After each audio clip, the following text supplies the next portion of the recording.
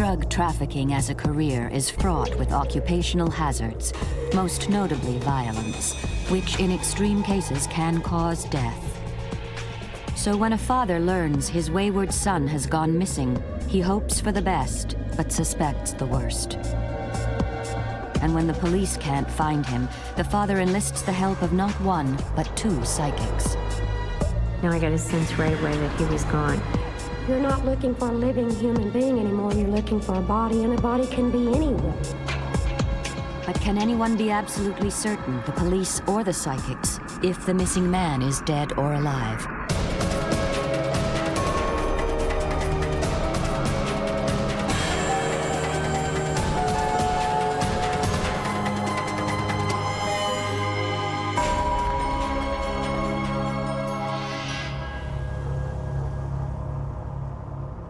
Back in 1994, Lawrence Embro was a businessman.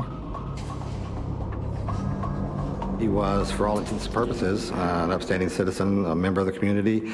He had a fiance. His fiance and he were to be married in 3 or 4 weeks. So he had all the characteristics of a normal citizen. Normal, except his business was dealing drugs. And apart from having a street name, Shaba, Lawrence Embro wasn't your stereotypical supplier. The number one anomaly in this whole situation was that it didn't appear as though he actually used drugs or had any involvement in drugs. His lifestyle didn't depict that. His family relationships didn't depict that. It appeared as though his involvement was just that of business. Apparently, Embro's plan was to make enough money to retire from the drug business, go straight, and start a new life with his fiancée in Dallas. But the best laid plans of mice and men. Oklahoma City 911. Okay, and what's your name, ma'am? If you could just calm down, we've got officers on their way to help you out. The call was from a woman who had been terrorized by thugs breaking into her home. The woman was Lawrence Embro's mother-in-law-to-be. There were 3 people in the residence when the incident occurred. There was a woman, she's about 45 years old, and there were 2 children, 9.5 or 10 years old, where the door burst open, and these 2 individuals, both of them with weapons, immediately began striking her, forcing her to the ground, covering her face, loud abusive threats, threatening to kill her, dragging her and telling her, don't look at me, don't look at me, forcing her to the back of the residence where the children were found. At the same time, we're asking, where's Shaba's money? Where's Shaba keep his property, his stuff? Of course, they were dumbfounded by the request. They didn't know what to think, and of course the kids were terrified, and the mother or the woman was cooperative. They all were. As this continued, for whatever reason, and it appears to be just an opportunistic thing, one of the suspects took the woman to a different room and continued searching, and then at one point sexually assaulted her. Apart from $40 taken from a piggy bank, the assailants leave empty-handed. When Evans interviews the victims, it becomes apparent that the men were looking for Lawrence Embro, but Embro is nowhere to be found. The fact that he doesn't return phone calls immediately raises suspicion. Had it not been for the fact that the home invasion also included reference to him, there would have been some resistance to taking that kind of complaint or that kind of concern seriously. But given the fact that there was a reference made to him during the home invasion, and that coincided exactly with the time that they lost contact with him, it was obvious that they were related. But in this case, because of the timing of Embro's sudden disappearance and the ransacking of his mother-in-law's home, Evans felt that there was an obvious connection. He called Embro's father and advised him to file a missing persons report with the Midwest City Police Department, the jurisdiction where Embro lived. Now there are 2 official police investigations. While Dan Evans of the Oklahoma City Police Department handles the home invasion, the missing persons case is assigned to Midwest City Detective Pam Gray. One of the first solid leads is the discovery of Embro's car, clean as the day it rolled off the assembly line. A normal car is going to have prints unless somebody didn't want prints there, in which case that's a red flag. Everything indicated to me something had happened to Lawrence Embro, that he had been killed. About a month into the investigation, Detective Gray received a phone call from Lawrence Embro's father. He came to accept the fact that his son was probably dead, but he wanted the body. He wanted to be able to bury his son. The father was so desperate to recover his son's body that he contacted a local psychic and wanted Gray to meet with her. I said I would be willing to do anything because we kind of reached a stalemate, a standstill as far as the investigation. A lot of people were talking to the detective in Oklahoma City, and their indication to me was they had been advised not to talk to anybody else, including me. Oklahoma City was working one aspect. I was working the missing person on Lawrence Embro. It's really kind of tough when you run into a stone wall. Gray, who'd never worked with a psychic before, was in for a rude awakening from her colleagues. Well, there was a lot of laughter, and I would constantly hear there was no reason for any comments to be made because they would all be humming the theme song to the Twilight Zone. Way out there, Earth calling Sky King, you know. Just rude comments, but you get used to it. Unperturbed, Detective Gray went and met with psychic Nita Lee. When I went to the appointment with Nita Lee, her first response to me was, "He's dead." I felt at that point that he was dead. I said, there's 3 guys that did it, and one of them seemed to be smaller than the other 2. Gray was really hoping for Nita to pinpoint a location. And I said, he's northeast of Oklahoma City. There's an old tin barn where he is. I said, he can hear the train as it goes by. So see, his spirit was very much there with him. A train, an old tin barn, and northeast of the city? Not exactly GPS accuracy. We're talking a lot of farmland, a lot of pasture land, a lot of ranches.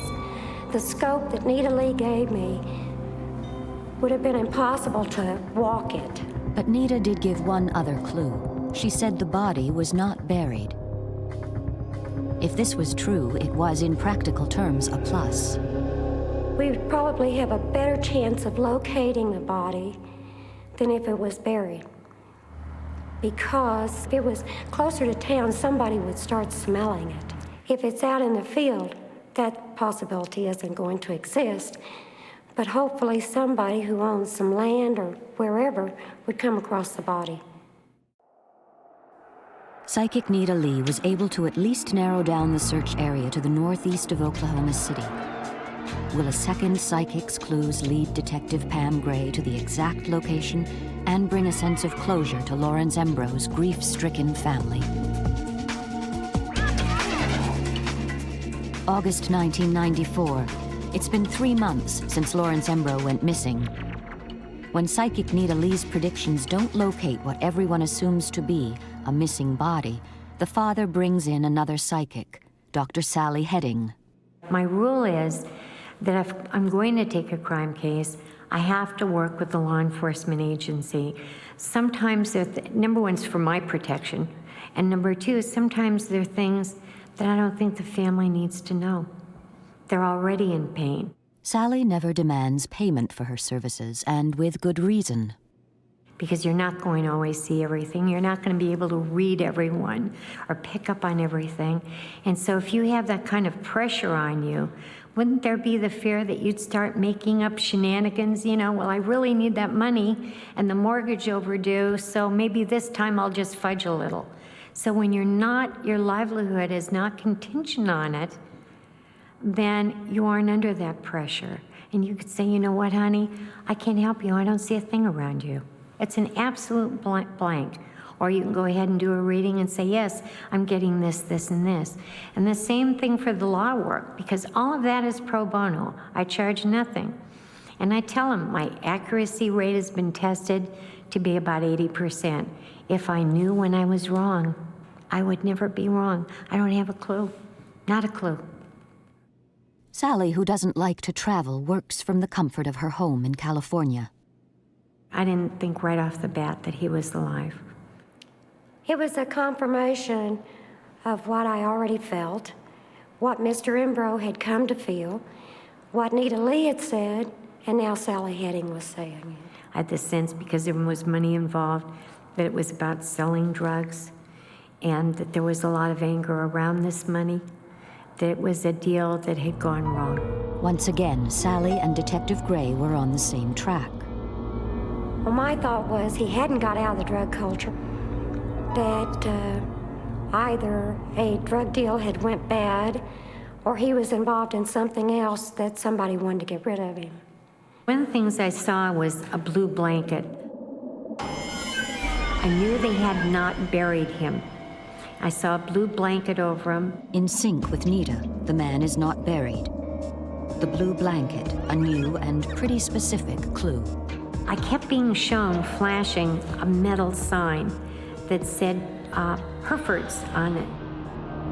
And I had the sense of prized Herefords. I also saw a barbed wire fence. I knew there was a gravel road. I could hear it. And I also knew that on the road going north, that there were poles all along the side of the road, telephone poles. Sally is describing the rural area surrounding Oklahoma City exactly as Nita did. I got a strong sense that people came up from Los Angeles, the 3 people, to meet another man.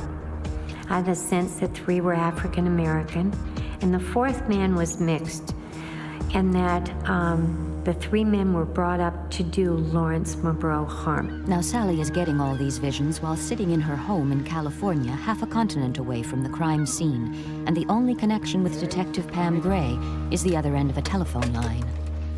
Sometimes I'll see like flashes of images. Sometimes I'll feel as if I'm right there going through it, as if that person has walked through me or entered me and I'm walking along with them, or that they're holding my hand and showing me something. And sometimes it's not like hearing voices, it's from within. It's not like someone's whispering in your ear. Sometimes you'll hear a noise that might be connected with a crime scene or something. I have to confess, I started imitating my fellow detectives humming the theme song of Twilight Zone. You know, I've got this phone call and I've got this woman telling me these things. And she's over 1,000 miles away. Yeah, right, you know. I knew this was a woman who hadn't believed in Santa Claus or the Tooth Fairy for many, many years, and I think I was on that list, you know, of people to be debunked. But I tended to believe, or at least have an open mind, because some of what she had told me was consistent with what Nita Lee had told me. But it was strange to me how people 1,500 miles away from each other were consistent in what they were saying. You know, I really believe that's the exceptional police officer who will set their own belief system aside and do whatever it takes to solve that case. And I think she has that kind of intelligence and insight. Sally's final prediction was astonishing. The body is going to be found by deer hunters. It's going to be happenstance that they come upon this body, and there will be 2 of them. Unfortunately, the notion of 2 hunters finding the body doesn't actually define or even narrow down a time frame. In Oklahoma, there's always some unsuspecting creature in season. Deer, dove, crow, rabbit, wild turkey, pheasant, quail, even squirrels are on the hit list. Detective Gray drives the general area northeast of the city, hoping Sally's clues will lead her to the body of Lawrence Embro. But even she admits it's a long shot. You would have to have literally millions of people just walking side by side to cover every square inch. It's like the needle in the haystack. Hopefully you will see something, but the possibility of that are slim and none. Sure enough, the search proves to be a waste of time. All the clues provided by both psychics yield nothing. But what if Sally Heding came to Oklahoma? Perhaps she could pick up more information from being in the general vicinity of the crime. But there is one small snag. I really didn't want to fly here. No offense to lovely Oklahoma, But I didn't need to. I read energy. I don't need to be someplace else. Energy is eternal. It's the same every place. I don't have to be right there to pick up on the energy. So I didn't feel I had to fly in. I knew I would not be the one that would, oh, here he is, I got him. Despite this, she reluctantly makes the journey to Oklahoma City. I came in for the family. There's nothing anyone can do that feels like enough. And so that was the energy that brought me here, to help the family. Did I feel that they were being any difference? No. Pam Gray, the detective charged with finding the missing Embro, is out of town the day Sally arrives. Detective Larry Beaver, who has never worked with a psychic before, is assigned to escort Sally around the city. I was a little bit apprehensive, to say the least, but I was a little excited also. Having an opportunity to work with someone outside the field of law enforcement seemed like it was going to be, like I said, exciting to me. I said, you know, once we get into Midwest City, I'll take over. I'll just tell you where to go, you know. Fortunately, we didn't end up in Cucamonga. Beaver takes Sally to a known crack house on the outskirts of the city. The rumor on the street was that this is where Embro may have met his end. 2 years before Embro went missing, a mass murder occurred here. 5 women were stripped and stabbed to death. Sally picks up on the bad vibrations. Wow, Can't imagine everything that's happened here. a lot of bad things. A lot of bad things. While Sally was convinced this was not the location, for the first time she got a sense that Lawrence Embro was executed. I had the sense of him going to there were stairs. I'm not sure now if it was upstairs or downstairs, but going into a building. He walked in, there were other men in there. Some of them he didn't know. There was the energy of hostility. He was anxious. I could feel that sense of anxiety, discomfort.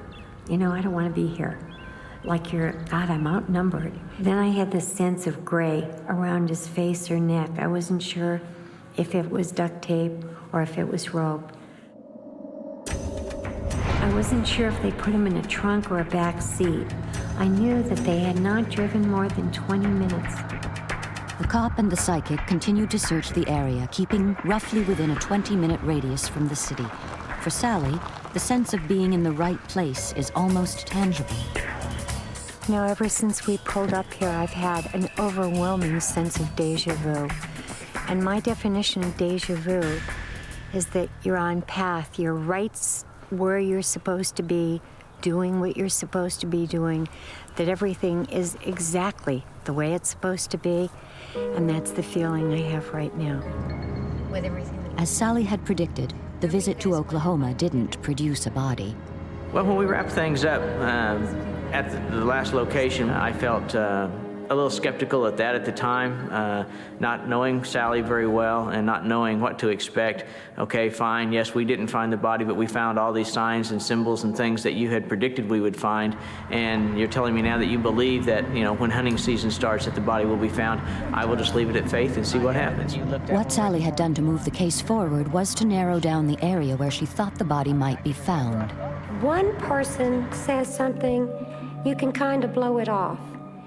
2 people say something, and where there were consistencies with what Sally Heding and Nita Lee, the prior psychic, had said,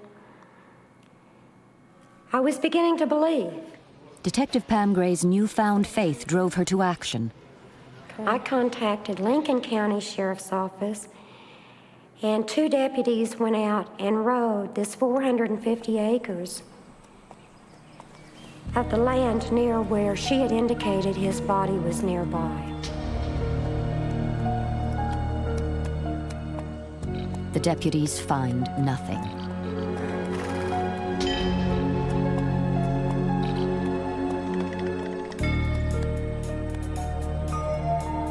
In November 1994, 2 men are out hunting quail. It's 30 days since psychic Sally Heding was wandering around these parts. It's also the last day of quail hunting season. The unsuspecting hunters make a horrifying discovery. It turns out to be the remains of Lawrence Embro. exactly as psychic Sally Heding predicted.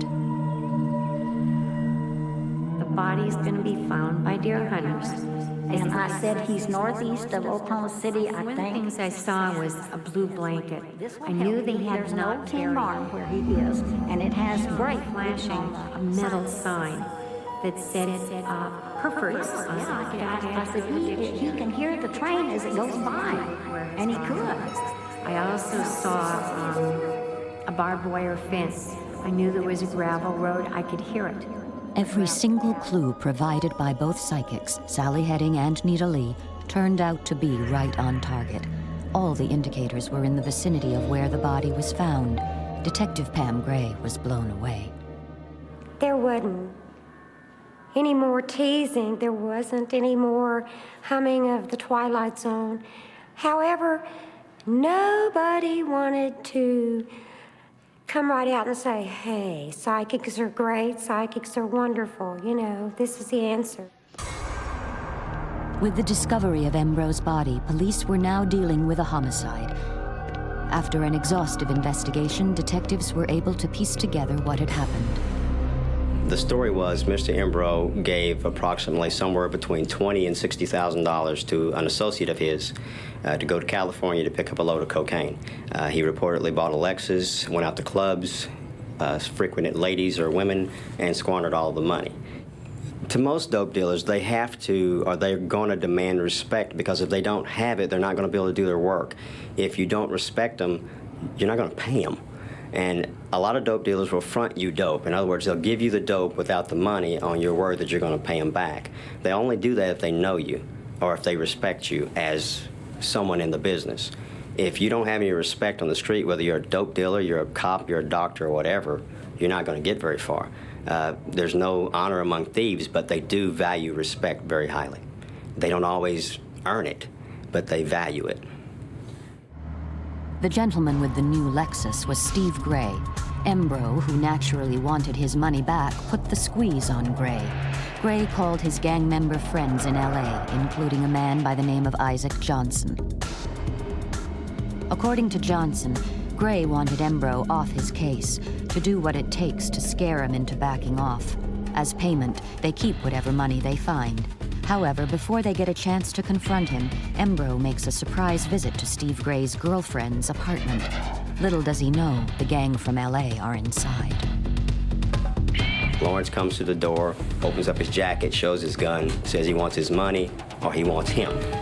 So Steve invites him inside, says, I've got some money, let me pay you something, I'll get you the rest later. As soon as he walks in the door, Isaac Johnson tells us that he punches him in the face and Lawrence Embro goes down. They then commence to beating him with their weapons and with their hands and feet until they subdue him. Lawrence Embro died from his wounds.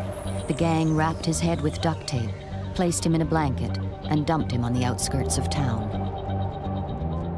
The duct tape was exactly as Psychic Sally Heding described. The blanket, down to the color blue, was exactly as she described. Even Sally can't fully explain it. I wish I could tell you how I know these things. How did I know it was a blue blanket?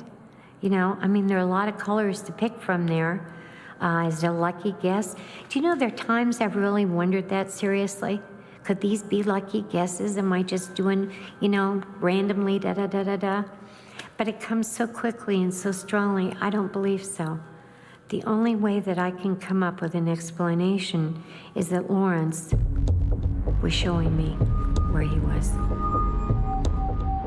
All the gang members were charged and found guilty in the murder of Lawrence Embro. Lawrence Embro was 29 when he was murdered. He had planned on going straight, getting married, and moving to Dallas.